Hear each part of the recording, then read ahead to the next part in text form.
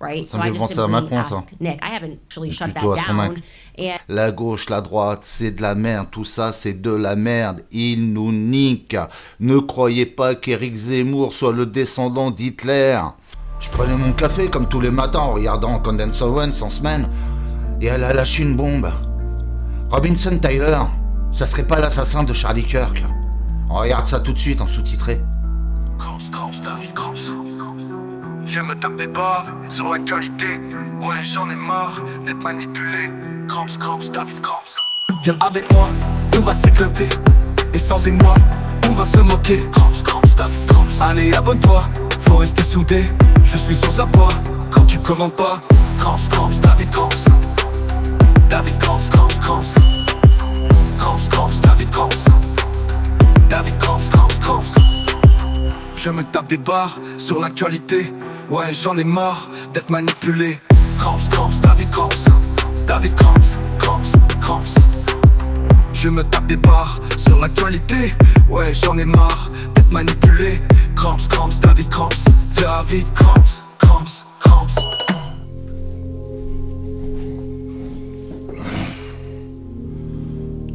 Moi, le matin, au réveil, j'aime bien boire mon café et mes 2 petits gâteaux en regardant la vidéo de Candace Owens en sous-titré.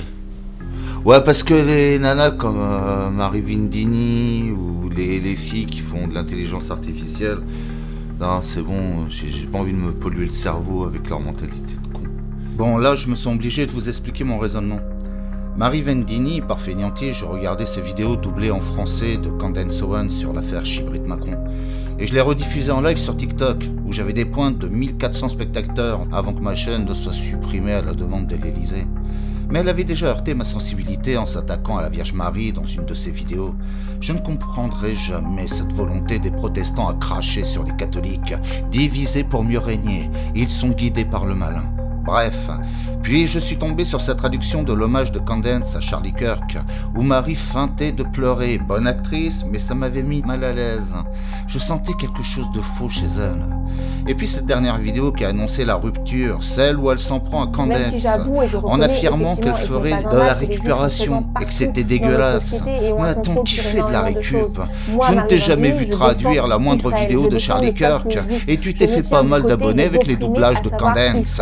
Tu prétends que non en commentaire, mais c'est simple à vérifier. On peut voir parfaitement qu'elle a eu un pic d'abonnés en février, plus de 36 000, au moment où elle doublait en français les vidéos de Candace sur l'affaire Chibrit, et que c'est également remonté en août, 16 000 abonnés lors de la saison 2, mais que ça descend significativement en septembre. Concernant les vues, 1 million de vues lors de la saison 1. Une fois le sujet traité, elle subit une baisse de 700 000 vues. Ça remonte à 1,5 million en août pour la saison 2, mais une baisse de 2 millions de vues au moment où elle s'en prend à Candace, en septembre. Alors maintenant, elle tente d'enchaîner avec des hommages et des vidéos sur Charlie Kirk. Qui fait de la récupération, Marie, franchement? Tu devrais avoir honte et aller te confesser, pas par l'intermédiaire de ton escroc de père, mais par l'intermédiaire d'un vrai prêtre, catholique bien sûr. Alors qui est Marie Vendini? Une évangélique pentecôtiste apocalyptique pro-Israël, fille d'un pasteur qui a créé sa propre secte, Daniel Vendini. Il a créé sous le statut associatif l'Institut Daniel Vendini et se fait appeler apôtre, statut exclusivement réservé à certains disciples de Jésus. Il tient une plateforme payante où il vend une formation biblique appelée Didasco en 40 cours. Chaque cours coûte 15 €, qu'il vend à l'unité ou sous forme de pack avec accès limité dans le temps. C'est aussi un auteur prolifique qui vend ses livres sur Amazon ainsi que ses chansons en fichier MP3. On peut lui faire des dons, bien sûr, et il organise des séances payantes d'écoute et de conseils à ses disciples. Ils seront souvent en Afrique pour évangéliser et selon lui pour des croisades. Il se sert de la crédulité des Africains pour les dépouiller et ainsi s'enrichir. Du business, quoi. Je rappelle à Marie Vendini et son papa escroc que lorsque Jésus envoya ses disciples annoncer la bonne parole et guérir les malades, il leur dit « Ne prenez rien pour le voyage, ni bâton, ni sac, ni pain, ni argent, et n'ayez pas 2 tuniques. » Alors bien sûr, cela n'a rien d'illégal. Mais ce n'est pas chrétien, c'est du business, juste du business. Il y a bien quelques blogs qui signalent et alarment sur des discours de Daniel Vindini qui se prétend être prophète.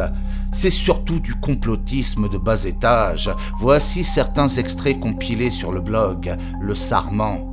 Je m'apprête à dévoiler quelque chose à propos du complot pour la Troisième Guerre mondiale, qui n'a qu'un seul but, faire de Jérusalem la capitale mondiale. Le monde est sous une grande manipulation, et nous ne devons pas nous faire manipuler. Le Coran est un mensonge créé par les hommes. Le Coran a été créé dans les caves du Vatican pour que le Vatican puisse mener une guerre sainte contre Israël et récupérer les lieux saints. C'est ainsi que Vatican a créé une religion pour les Arabes. Israël est au cœur du complot des Illuminati pour la Troisième Guerre mondiale. Nous savons tous aujourd'hui, nous le savons, les 2 tours jumelles ont été abattues volontairement par les Américains juste pour faire monter la haine de l'Arabe.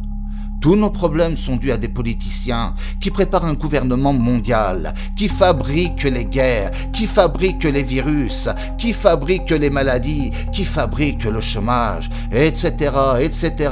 Je vous invite à vous rendre sur ce blog. Anticatholique, Daniel et sa fille Marie ont parfois des propos qui frisent l'antisémitisme, tout en étant pro-Israël. Le grand art de tout dire et son contraire, pour tromper les gens probablement. Un discours alarmiste, complotiste, prophétique, une forte préoccupation eschatologique, qui est un terrain propice à la mobilisation émotionnelle de ses fidèles. Alors, sectaire, il y a des indices pour le penser. Activité lucrative, certainement. Il y a un modèle économique clair de leur ministère. Alors, la récupération, Marie, tu te la gardes. Je ne vais dire que ce que Dieu me permet de dire. On reprend. All right, you guys, happy Monday, and get ready because we are going on a journey. I left you guys on an ultimate cliffhanger last week. I did not intend to, by the way. I genuinely mettez en commentaire votre dernier voyage. Out as soon as possible. Tyler Robinson n'est pas suicidaire. Alors Tyler Robinson, c'est celui qui a buté Charlie Kirk, qui est son ami. There is a politician's name that keeps coming up. Ah and bon? now he's apparently mad that we keep asking questions. I'm beginning to think that he might know something that he hasn't yet shared. So I wanted to kind of loop you guys into this and see what you think. Welcome back to Candace. Après, moi, ça m'étonne pas. Hein. Ça m'étonne pas du tout. Parce que le coup du mec, le père Maga, le copain trans, ouais, divisé pour mieux régner, foutre la merde. Comme elle l'a dit sur une précédente vidéo, c'est pas une guerre contre la gauche et la droite, c'est une guerre contre le bien et le mal. Didn't kill himself. I mean, these are the phrases that we now use and that we say when we expect that the federal government is telling us a lie. Et Jean-Luc Brunel. Last week, I have to tell you, I was contacted. On a retrouvé pendu dans sa cellule. With information that answered a lot of the lingering questions that we've had about the investigation. Not all of them, but some of them, some of the big ones. First and foremost, we were like, how exactly did it work? How did Tyler Robinson turn himself in, as we were told, but also never confessed? And did he actually author those absurd Fed messages? Because I'm thinking no. Lastly, what was he doing at Dairy Queen? Doesn't really quite fit into our timeline. Also, don't expect this kid who just tried out being a stone cold killer to really have an appetite. And why exactly did the feds withhold that information at Dairy Queen? And why are they allegedly stalking the Dairy Queen to see who comes in and out? Well, we have the story that could possibly potentially answer all of those questions, and it certainly makes a lot more sense than the slop that the government is currently trying to feed us. First and foremost, Tyler Robinson has never confessed. They acknowledge that he has never confessed to this crime, and he still is pleading innocence on the shooting. In fact, I was told that he was quote-unquote bewildered by the idea that he carved casings. I should be clear, he does not dispute the fact that it is his gun at all. It is his gun. But Tyler is not exactly a gun enthusiast. He doesn't hunt like his other brothers do. In fact, he's apparently a fisherman. The reason that he has that gun in the first place is because it is, in fact... Parce que là, dans l'histoire, Parce que le mec qui a envoyé la balle, je veux dire, direct la carotide, etc., c'est un pro, c'est un mec qui s'est entraîné. On nous l'a présenté comme ça, l'autre connard, là. Le petit con, Robinson Tyler. Si c'est pas un passionné de la chasse et des armes à feu, c'est qu'il n'a pas l'entraînement qu'on lui a sous-entendu. Et ça change tout. Nous, c'est vrai, on nous a pas dit qu'il a avoué, on nous a dit qu'il s'est rendu. Et qu'il a été dénoncé par son père. Mais c'est un détail important. Il n'a jamais avoué. J'ai bien l'impression que c'est le fusible exprès pour se faire baiser. Bah, on continue. Fact, a custom-made family heirloom. Tyler is the firstborn son, so he inherited. That's what firstborns do. They get the family heirloom. That is why he has the gun. As many of you guys have noted, the Robinson family appear to be conservative, hence the hunting and the fishing as the sports of their choosing. I am told that they are fans of Charlie Kirk and they are fans of Donald Trump, although this source noted that Tyler, like many other conservatives have expressed, wished that Trump would sometimes tone down his speech and his rhetoric. Now, on the topic of rhetoric, I am told that Tyler absolutely did not author those text messages. Ah, vous l'avez entendu, oui, l'histoire des SMS. C'est vrai que un gamin de 23 ans qui t'écrit en mettant de la ponctuation, des virgules partout, des points partout, en utilisant des mots genre ouais, je vais, au lieu de dire je vais dans ma bagnole ou je vais dans ma voiture, il écrit je rentre dans mon véhicule ou je vais dans mon véhicule. Ça ressemble plus à un langage de flic qu'autre chose. Ouais, les SMS sont vraiment suspects, pas d'horodatage, rien du tout. Elle en a parlé dans ses précédentes vidéos. What text messages? He has no idea where these messages came from. Believes that they are therefore entirely fictionalized. It turns out, you're going to be shocked, that he doesn't actually use words like vehicle, which should come as no surprise to anyone that has a brain. By the way, I'm sure you caught this, but there's old footage of Tyler Robinson that is now circulating from a car accident that he had. And during the discussion with the officer that showed up, Tyler certainly refers to it as his car, not his vehicle, because that's how most Americans, how most English speakers refer to a car, unless they're in the military or on the police force. So here is 2022 police body cam footage, in case you missed that, of Tyler making a crash report. Take a listen. Your mom's on her way? Yeah, she's gonna be a minute. She's gotta shuttle over from where she's at to her car and then drive over. Gotcha. His mother was gonna shuttle over from her car? Interesting. There's more, of course.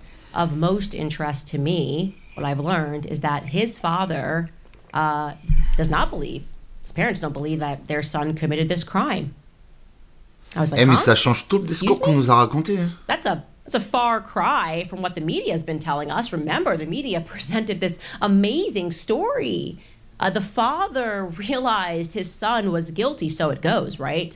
And then he phoned over a friend to help him convince his son to turn himself in, because this guy, je sais pas si this mysterious vous arrivez à guy, lire en même temps, quoi. And just had a connection with Mais Tyler, ouais, c'est comme ça qu'on nous l'a raconté, que c'est le père de Robinson Tyler, qui est un maga, et qui a appelé justement un ami flic pour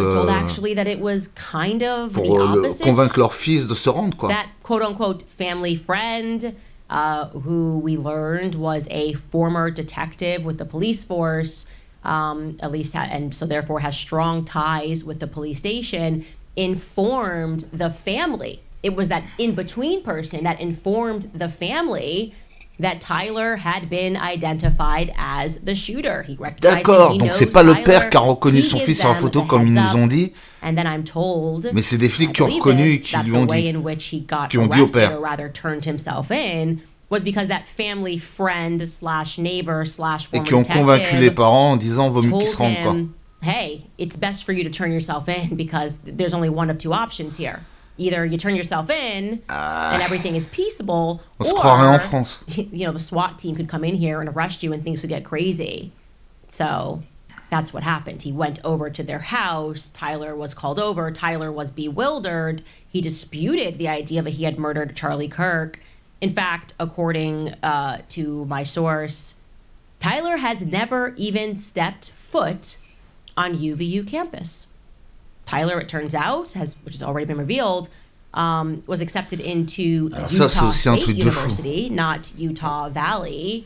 And that's actually c'est vrai qu'on nous a foutu une image floue de Tyler dans le campus.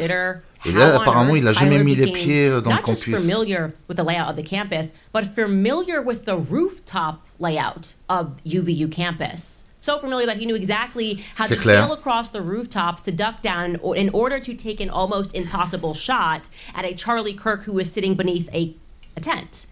How did he know how to do all of that? Had he been there before? Ouais, s'il n'a jamais mis les pieds là-bas, comment il peut connaître aussi bien le lieu, quoi? What?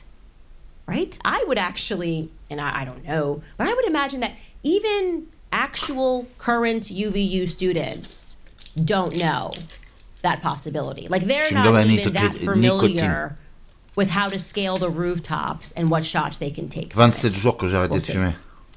Curiously, however, my source says that Tyler Robinson was nearby the campus on that day. I'm wondering if that fact, which I'm trying to learn more information, lui a dit qu'il a jamais mis les pieds dans le campus, mais qu'il était pas loin ce jour-là. The Dairy Queen photo. Because what was he doing around the campus on that day? Where exactly was he around the campus on that day? This photo never made any sense.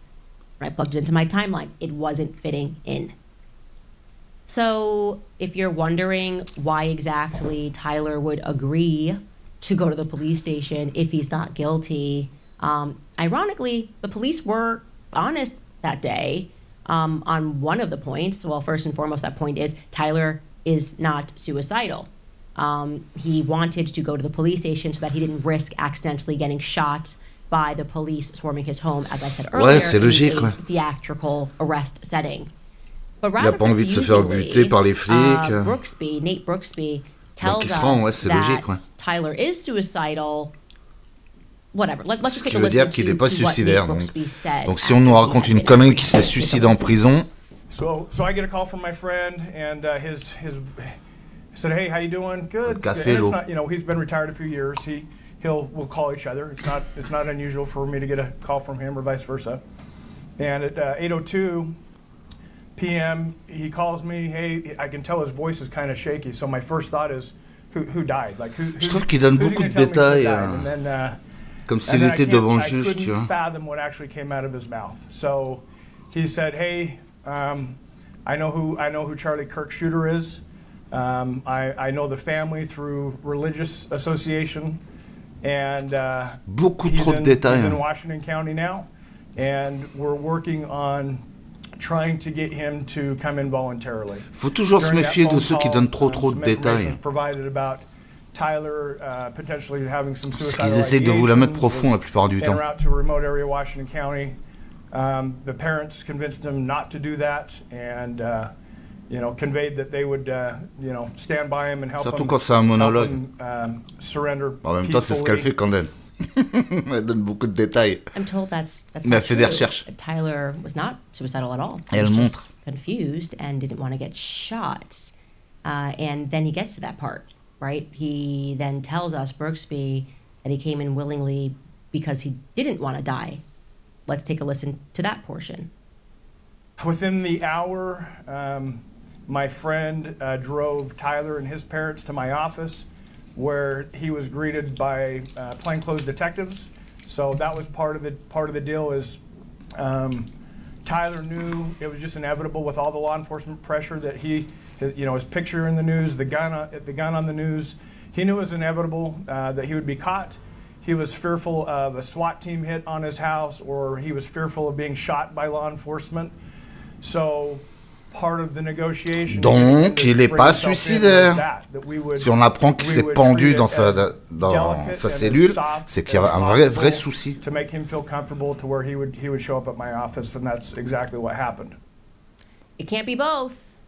It can't be both. Was he suicidal and wanting to die, or was he worried about dying? It can't be both. And I didn't catch on to that early on. The answer was he came in because he is not suicidal and did not want to get shot and was confused, as I am told. Now, you're probably wondering why the father and the mother didn't speak out to assert his innocence. That would make sense, right? Why don't you come right out and dispute everything immediately? Well, interestingly enough, I'm told that it's because the feds told them that if they spoke out, their lives could be at risk. Like they needed to keep things private, and they convinced the family to go into witness protection. Like, your lives are in danger. You shouldn't say anything. Somebody could, just come back and try to harm you guys because of what your son did. You should go into witness protection and don't speak to anybody. Trust us, we're the feds, bro. And they agreed, of course, in the fog of it all. Why wouldn't you agree? But then, like any good, maybe conservative family, you start going, I don't really trust these feds. Like, I'm a little suspicious about the feds. Here's another point of interest, okay? His father had no idea that Tyler was gay. That's what I'm told. They are learning this in and through the media. They thought that Lance was just his roommate, and they were especially shocked because apparently Tyler kept mentioning to them that he wanted them to meet some girl that he was seeing. Now, I would like to interject my own voice here and say that I think this girl was likely Lance, and Tyler was working up the courage to tell his family that he was gay. That is what is most likely, in my opinion, because we know for a fact that Tyler was, in fact, in a relationship with Lance, because we have exclusive photos, by the way, they're about to show you, that the two of them posted to their Instagrams. This is Lance posting Halloween-era photos. I forgot to post. My boyfriend is the best. Love you. Don't worry, that handle has since been taken down of what Tyler's handle was, but he's got a handle that doesn't have his name in it, so he's maybe trying to hide this stuff. And then there's another photo of them. And this one's posted by Lance again, pics from when Tyler had a mustache. You can see that they were in a relationship. Just makes sense that he was working up the courage to maybe tell his family about that. Now, I was told also that Tyler is off the charts intelligent and always has been.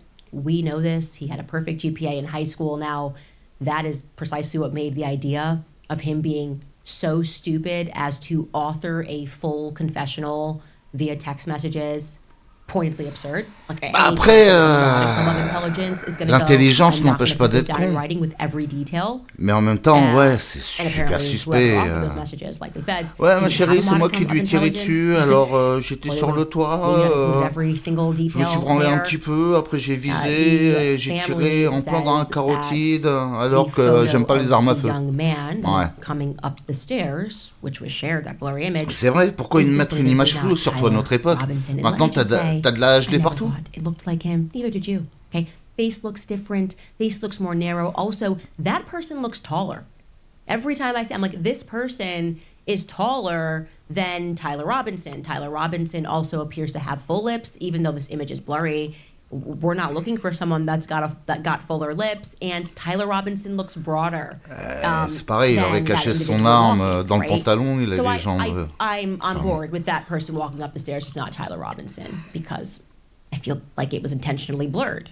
They also never gave us the footage at all, because in order to blur it, they probably needed a static image. Also, the family believes that, and this is really interesting, Tyler Robinson's apartment was staged after his arrest. Now, you will recall that I spoke to Lance's family. And one of the things that Lance's family said was, hey, we own that apartment. They pay rent to us. We've never met Tyler Robinson. But I can tell you that it seems like they were trying to hide the fact that this apartment got raided.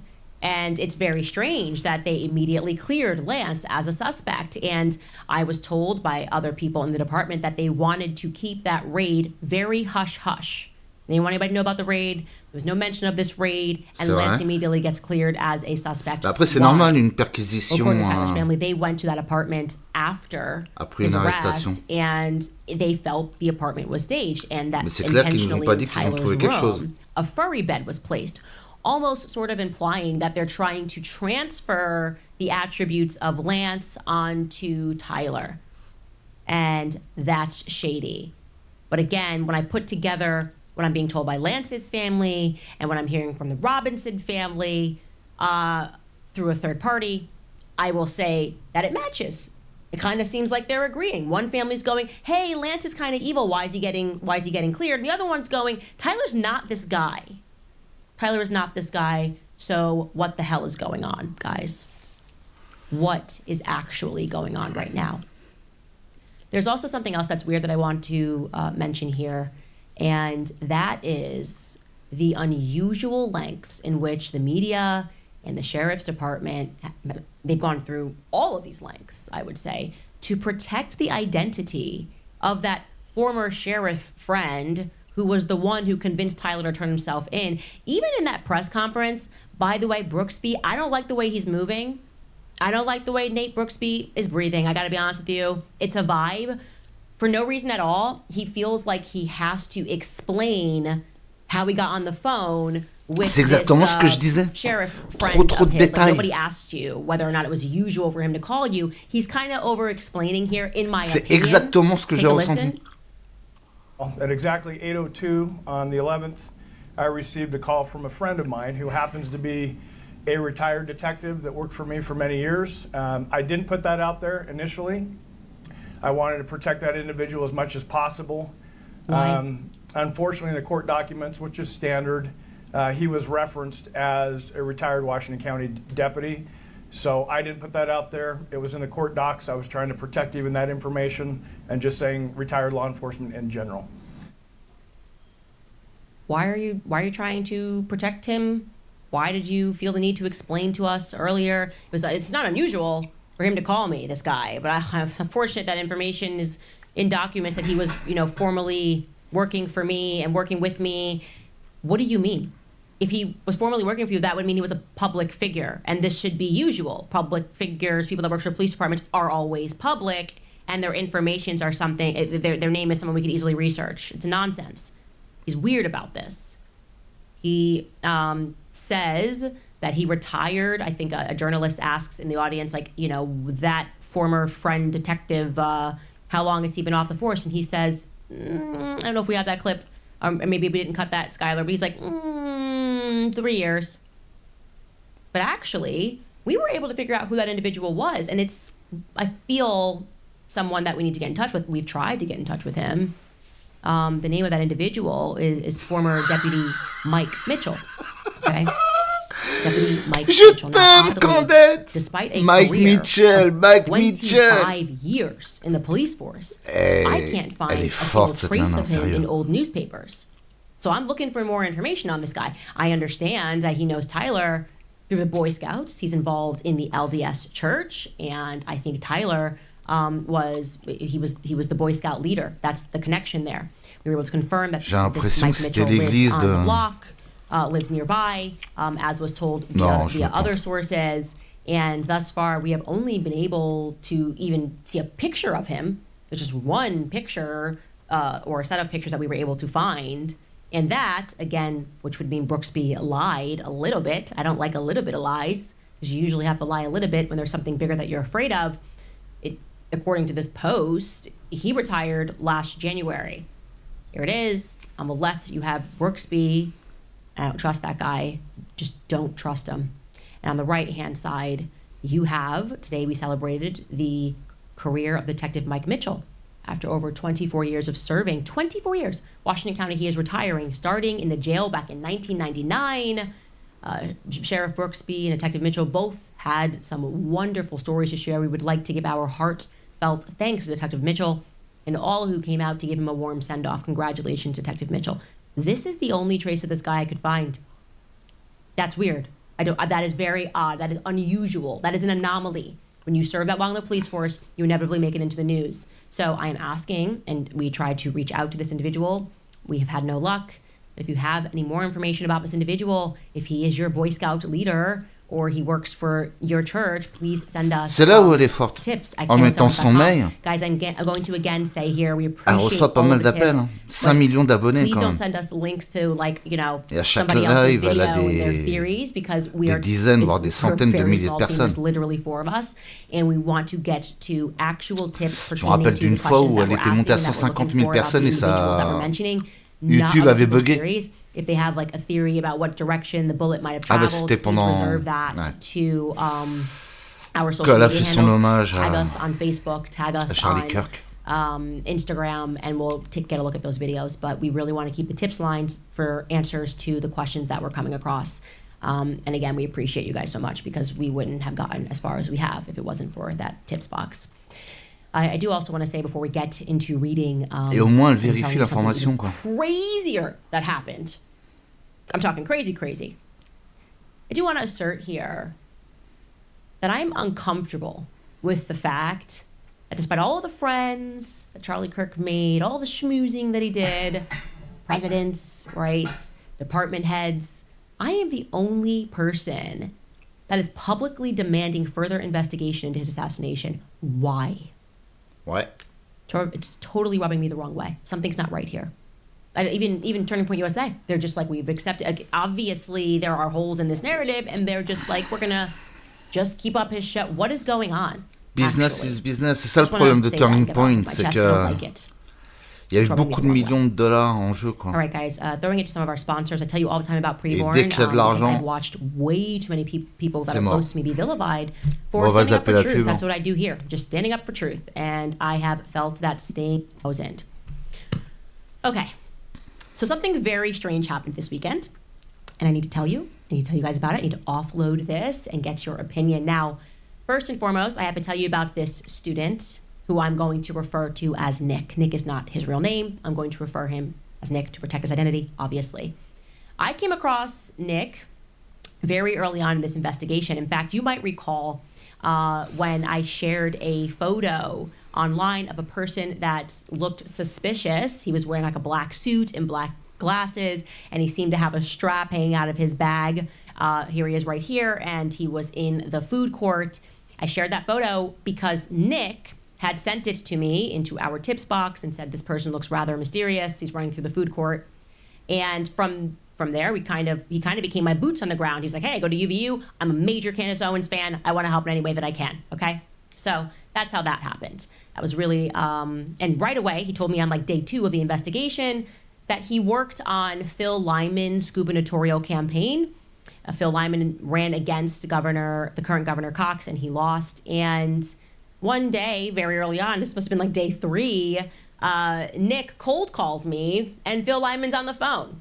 Okay? Like I said, he ran for governor, and I was prepping for the show, and things were early on, and I was still in a very aggrieved phase, and I didn't really know I was going to this guy. C'est que je Phil pense que Lyman, I was c'était like, un thank you so much, I appreciate leurre. that you're offering help, and Nick insisted to me, he's a fantastic person, he has tons of resources, he knows the area, if you need any help, he can help you. Okay, great.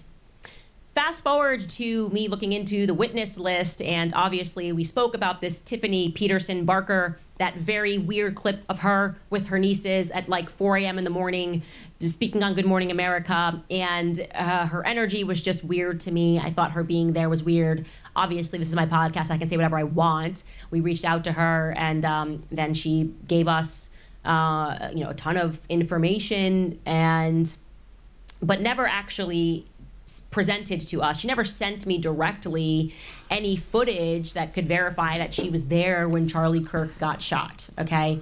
And she was a bit upset that I didn't clarify that. I thought it was weird that she wouldn't just text me the footage because it didn't allow me to confirm that Ça que she j'aime was chez where elle. she said she was. That's what C'est qu'elle metadata vérifie is for. l'info. Metadata instantly Donc will si say, l'info here's n'est where pas you were, accompagnée de at what preuves, time, this is this person's elle en parle pas iPhone. forcément, So quoi. I wasn't gonna lie to my audience. I just told you guys, hey, you can check her out on her Instagram. Here's her excuse. She says that this is why her nieces said that, and we sort of moved on, right? But then I learned from Nick that the photo of the person who was wearing that black suit and dark sunglasses had come from Tiffany Barker's mother. I was like, well, that's weird, whatever. And then you'll recall we learned from Tiffany when I was trying to figure out, how did you get this hit on Good Morning America? Like, did you share something that would have had them reach out? Well, then I told you, she told us, actually, Phil Lyman is the person that put me on Good Morning America. My sister ran with him as lieutenant governor, and I was like, oh, okay, so Phil Lyman got you that position on Good Morning America. You had essentially a connection there that made that happen. Don't know how I missed this. But then I learned that Phil Lyman himself was very involved in all of the communications that immediately went out about the shooting. and that his car was in the driveway of the now infamous TMZ footage, which showed the shooter walking twice that day by this house. In fact, Phil Lyman says that he had just pulled into that driveway minutes earlier and had just missed the shooter. Here he is in his own words speaking to Kayleigh McEnany. Take a listen. I do want to linger on a moment for what you just told us, and I'm going to ask the team to pull back up that surveillance footage that we've gotten from TMZ, from those neighborhood cameras. You said that in that footage is your driveway, and you parked there at 11:30 a.m. We know this footage that you're looking at was taken at 11:49 a.m. So you would have been on that street, that driveway, 19 minutes. Right across. Yeah, it's not my driveway; it's my aunt's driveway. Parking lot was very full. He's walking in front of my aunt's house there right now, and my cousin's house is the driveway that is taking that photo, and my CRV, the gray CRV in the distance there, that is my car. I parked there probably 10 minutes before he walked by, and I had not seen this footage till just now, and it just keeps so many things that keep linking up. It's really astonishing to me. And then we went back to this house afterwards. They thought they had the shooter, so I took a friend of mine. We went back to my aunt's house and said, "Well, we'll just hang out here for a while." And before long, the people were combing the backyard, as you saw. She had the footage of that, and pretty soon helicopters are overhead. And so this is very, very local to me. Not only is it Utah, but it's kind of my neighborhood where I spent so much of my childhood and all of my relatives. Yeah. This is really astonishing. I got up yesterday morning at 6 o'clock to drive up and meet Charlie, and I haven't been to bed since then, because it's just one thing after another, and so astonishing that this could happen in Utah. Now, just to be clear and to reiterate, 19 minutes before the shooter walks across, he had just pulled into the driveway. Phil Lyman pulled into the driveway. He says that he saw beaucoup de hasard dans cette histoire. Also, when he says he grew up there and his family, his family owns, we were able to determine 1, 2, 3, 4, 5, 6, 7, 8, 9, 10, 11, 12 homes right there. Incredible. Okay. Absolutely incredible. And that, his little press tour, obviously now you're explaining your car was in the driveway. So the issue's close to him. That kind of makes sense. Then he went on to Alex Jones and spoke about where he was when the shot rang out. And what's and I'm laughing because it's kind of absurd, he kind of sort of blames it on these two random goth girls, maybe. He's kind of implying there were these girls that were wearing black, and maybe they should be taken a look at further. Take a listen. Just yesterday, someone comes in and says, we've got video. He came off the roof. He came up here to the parking lot, got in the car with an individual, and they drove away. Well, that's not the story that came, so that he escaped another route. And there are people who are coordinating this thing. I do not believe that 30-06 that they showed recovered in the bushes was ever on the roof. I think it was in the bushes to start with. And now I'm not saying that Tyler Robinson wasn't on the roof. I'm not saying he didn't pull a trigger. I know I was in very, very close proximity. So another interesting thing, like I say, I left the front of the stage. I wanted to meet some of my friends and bring them down front. So I was clear at the east end, and I heard this loud boom. I heard this loud bang. And I turned around and I'm looking what was that? What was that? And pretty soon some people started, running. Everyone was trying to process. And I thought, this is a gunshot, and there's going to be more of them. I thought it could turn into a mass shooting. So I go to the people closest to me. Everyone's ducking down behind the concrete retaining walls, and some of them were still kind of oblivious, but there were two people that were standing there. Two girls, very goth, very black, and I just walked, and I stepped up to the side of them, and I said, did that not happen right here? Did you hear that? Was that right here? They said, yeah, it was just right over there. So they're confirming, yeah, the shooter or wherever that sound came from is right here. The thing that didn't really dawn on me is that they were not running. They were not frightened. In fact, as I stepped up, I heard one of the girls, and they were talking to each other, and they're looking at these kids, looking at the scene down below them of all these people fleeing for their lives. And she says, go F yourselves. Like I say, I was not processing that. I was trying to figure out what was going on. I thought this is a separate conversation. I don't know what it is. In hindsight, as I've watched that over and over, it's like these people were not afraid. Okay, so what I get from that is he was up high because he says they're looking down below, and that maybe people that are wearing black are immediately suspects. I don't know, because they were not afraid. Anyways, he also went on to a local Utah news station and spoke about how he was with Charlie just before Charlie went onto stage. Take a listen. Phil, thanks for joining us, first of all. But I saw a picture. Yeah, I saw a picture of you with Charlie Kirk, and it looks like you were like maybe right before he went on stage. Is this just like minutes before this happened? Yeah, no, I was basically backstage, and when he came out and was throwing the hats, I was there. I was standing next to the stage, and I would have been there when the shooting took place, but I needed to go meet some of my friends, and I didn't want to just hang around. So there's a part of me that's glad that I wasn't in close proximity, and part of me that feels bad that I wasn't there, just in some form of moral, presence and support. It's such a tragic thing. When I combine those clips, I'm kind of unclear as to where he was exactly when the shots rang out, if he was close or if he felt bad that he wasn't close. Anyways, he went onto Instagram that night as Tiffany was prepping her Good Morning America hit, I suppose. And he speaks further about what he was doing back onto campus and what exactly he remembers. Take a listen. Again, this is on September 10th, and it's around 11:30 p.m. at night. Hey, it's September 10th, 2025, and I was just heading back from Salt Lake to Blanding. I'm getting a very late start. It's about 11:30 at night, and I wanted to swing back by UVU campus where Charlie Kirk was killed today and see if I could let a few of the police officers know how much I appreciate the work they're doing, see if there's some college students here that I could rub shoulders with, more for my benefit than for theirs. But what I really wanted to share was I was very close this morning where Charlie Kirk was at, met him backstage, and we talked for a moment before he went on stage, and I was backstage as he started speaking, and then decided to go up top, and I went up to the top, and ironically was very close to where the shooter was. Apparently, the shot was very loud, and I determined pretty quickly that whoever it was on the roof, and it was a 200-yard kill shot. Where was he? I don't know. I find this to be a little weird, but look, let's be clear, by no means conclusive of anything other than perhaps a strange coincidence, and maybe this is why he feels so impassioned and wants to keep speaking about it. Also, he's a gubernatorial candidate. Makes sense. This would be a political moment to show that you're a leader. And look, life is not exactly an Agatha Christie novel, right, where the guilty party somehow inserts himself into the investigation. So I park that aside, I keep pushing, and I'm following more public leads. But also, I do recall in the back of my mind that both Phil and Tiffany Barker, and as it would turn out, another person that lives on that street with the last name Shumway, kept trying to get me to look into Governor Cox because he's, according to Tiffany, very supportive of the trans stuff. You should look into, Tiffany said, into Governor Cox. And similarly, the Shumway emails were like, you should look into this Governor Cox because he likes trans. So they're open and close. That feels to me always just like Fed bait, left versus right? He likes trans people, so it has to be him.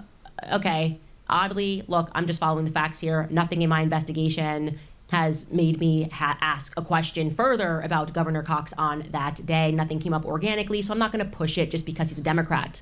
And actually, where I was at this process, what's that? Pushing that because Governor Cox is his, sorry, I said Democrat because he's his, he's warring with him. And that's the candidate that he wants to go after. And I actually start noticing as I'm looking into this investigation that everyone who was involved on that day, I mean, literally the person who spots the shooter on the roof, military, the person who says, oh, I just happened to be in the right place in the Flag of Halls where I saw him running, also in the military. And I'm starting to think, is it possible that this is like a military hit? I don't know, but I'd like to find out. Next came a tip that you guys saw me receive live on the show. A woman paid to say, Candace, there's more footage of the shooter on that day. And you should know that that shooter was with a woman, right? That's a tip that I received, that woman, the shooter was with a woman, and he was seen changing clothes, and that they've cut out that footage. So I reach out to that individual, and the name that they give me for the house that this took place in, and I'm able to confirm that this property is nearby is owned Il y a vraiment by des hasards de fou. Hein. Lyman Branch.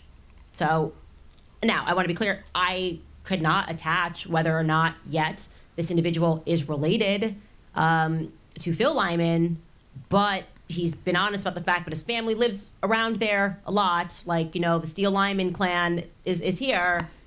So I was a little bit on alert, maybe like a lot of bit on alert, and I decided to just do a basic search into Phil Lyman. Like, is his family in the military? I don't know. I'm asking the question to myself, and I'm quite surprised that it's impossible for me to find out who his mother and father are. Like, I literally don't know what goes on in Utah, but it seems like a very weird thing to me that you would be able to keep information about who your mom and dad are private if you're running for governor. Right? So I just simply asked Nick. I haven't shared any of this with Nick because I know that he worked for Phil Lyman, and I'm not accusing Phil Lyman of anything. I'm just like trying to actually shut that down. And he says, I don't know who his mom and dad are. I'm like, what do you mean you don't know? Okay, weird, whatever. I then decide to keep pushing on military leads that I have, people that were on the ground that day who I've confirmed were in the military. Anyways, then something insane happens. Nick calls me, and he's a little bit undone. He tells me that Phil Lyman has just showed up at his house. Now, I want to be very clear. Nick is 20 years old. He's a 20-year-old UVU student and a major super fan of Phil as of 48 hours ago. And he's very uncomfortable, and he tells me that Phil randomly messaged him saying that he was nearby in town, and asked Nick for his address, something that he never had. And Nick, quite naively, being this Phil super fan, thinks that Phil's going to come and offer him a job because he's been so on it, investigating this Charlie Kirk assassination. And that's not what happens at all. Instead, he says that he shows up, he opens the door for him, and his energy is very weird. And he's asking him weird questions. He's looking out of the window nervously. He sits down at the table. He's asking him questions about my investigation. I'm like, I shared nothing with Nick. I literally was asking him, can you go here, pick up this, whatever it is.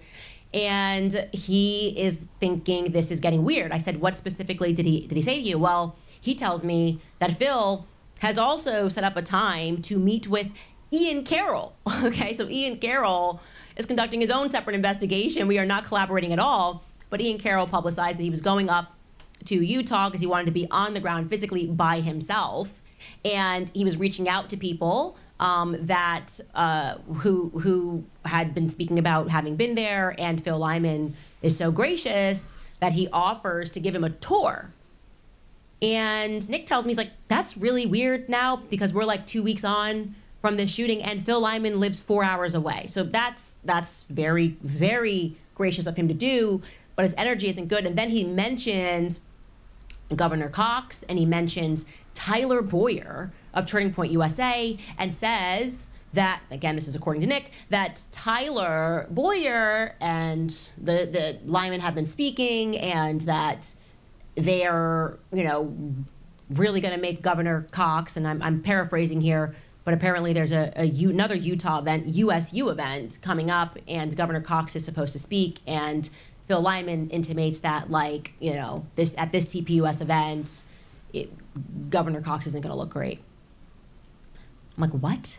He then tells him, I'm going to go, if you don't mind, I'm going to take a phone call in my car. So he's just idling in a 20-year-old's driveway who just happened to work on his campaign, and he's on the phone. And he's why he's calling me panicking. He's like, I don't know what to do. I don't know what's happening. I don't know why he's being so weird. I don't know why he's asking me questions about this investigation. And I'm like, yeah, this is weird. This is very weird. So then I'm like, I'm honing in here. I'm like, what's going on? I feel like he knows something at the very least. Maybe I'm wrong, but that's how I feel. And I begin actually searching through our tips box for anything related to Phil Lyman. Maybe somebody else noticed something or knew something or he said something. And lo and behold, very early on, someone just messaged us and said, hey, you should probably ask more questions about Phil Lyman, because every time I look into this investigation locally, him and his family members are popping up. And then that person tells me that his nephew had sort of done this public tour, Phil Lyman's nephew did this public tour saying that he was going to walk the same route that the shooter walked near his grandmother's house, and that they found, you guys remember this, they found the Converse footprint nearby his grandma's house. And he presented a map, like this is it. This is actually from his Instagram. He presents this map, and his nephew's name is Shane. And this was all public. I'm only looking at things publicly. And let's just look at some of these posts from nephew Shane. I mean, first and foremost, he's with his friends. Said, I took my friends to my grandma's house tonight, and we retraced his steps, and we took pictures in the exact place that the security cameras caught him.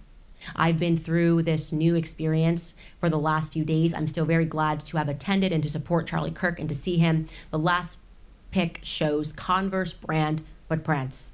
And then he does hashtags, and here are him and the three friends. And by the way, I'm looking at the friend on the right, and I'm like, I don't know. I'd like to know who that is at the very least. And I'd like to know who everybody in this photo is. This is just interesting. Like, you guys are in the staircase and posting side-by-sides. Like, they put these side-by-side photos of them in the staircase. And I just was like, I need to just know more about you, and I need to know more about these two individuals who I couldn't find on his friends list. And they certainly hadn't liked the photo, or else I would have messaged them directly to figure out who they are. And yeah, I found that very strange. And so I messaged Nick, and I asked him whether or not he had ever received any images or videos from Phil directly. At the very least, we can see his line of vision, so I can figure out where exactly he was when the shots ran out. And I'm wondering if, like, we can maybe get some footage that we didn't have before when the shots ran out.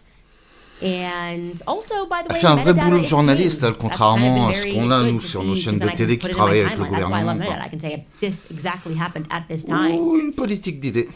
Strangely, Phil kind of freaks out. He doesn't want to share those photos with Nick, and he asks him explicitly, "Whose side are you on? Whose side are you on? I thought we were all on the same side. We're all trying to catch Charlie Kirk's killer one way or the other. You inserted yourself into this, got on the phone with me. I was not even trying to make any communication with you. I literally am just asking questions. And now all of a sudden it's like, oh, you don't want to answer any questions. You don't want to share anything." And he tells me that yesterday, Phil Lyman just calls him and he shouts at him. Like, who the F do you think you are, kind of a deal. You know what I mean? Like, who are you to ask me for anything? I already gave my photos to Taylor Hanson. And so at that point, I was like, look, you've been great, Nick, but I don't want you being shouted at. I don't want you feeling comfortable in your own home. I would like you to just remove yourself entirely from the boots on the ground elements of this investigation. I don't think Phil is acting in a way that I perceive to be stable, given the fact that, again, he inserted himself in this investigation. And we're asking, this is my car on the street. Okay, you want to be helpful. We're asking you to be helpful. And now all of a sudden you're showing up at a 20-year-old's house and you're being weird. I don't like it. I don't like it at all. And I said I could reach out to Phil directly by myself. And I did. I reached out to both Phil and I reached out to his nephew, Shane. And I asked for them to identify the guys in that photo. Like I said, I was interested in who those individuals were because I couldn't find it on his friend list. And in response, Shane immediately takes his profile private. And Phil Lyman, leaves me on red.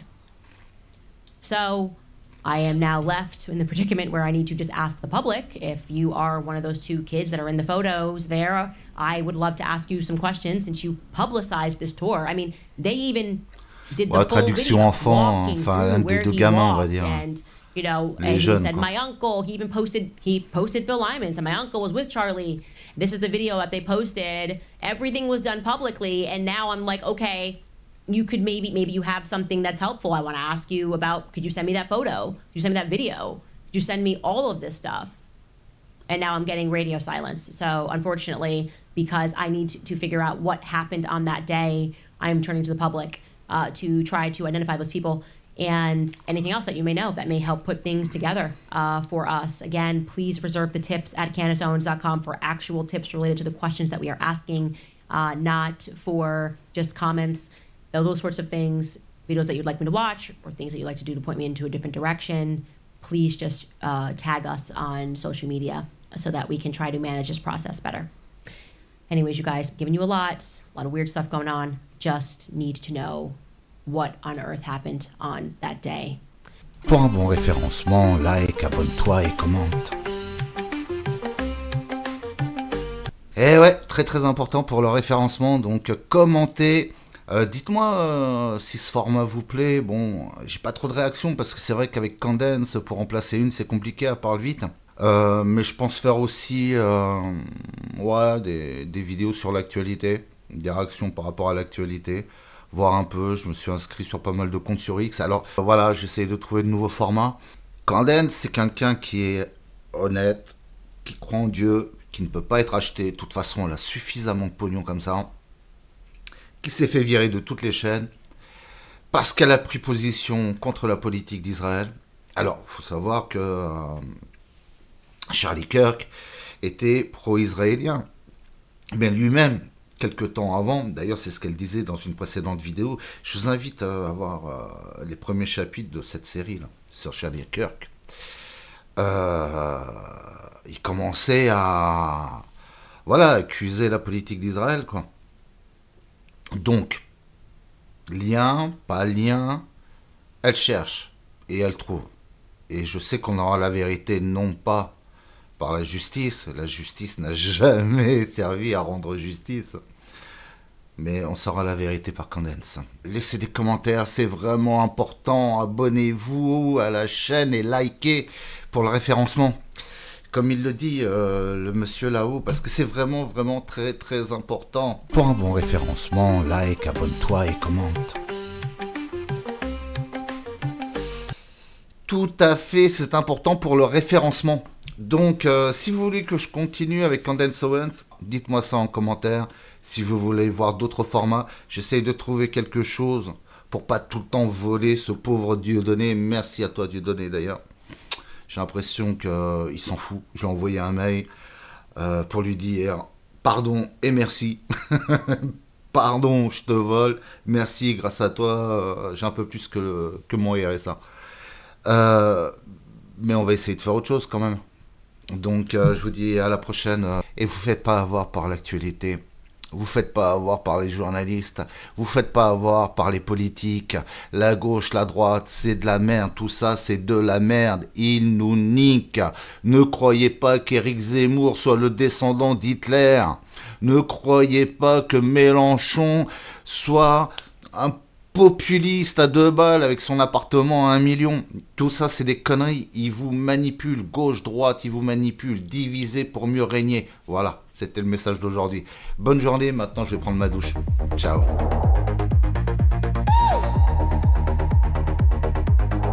C'est le moment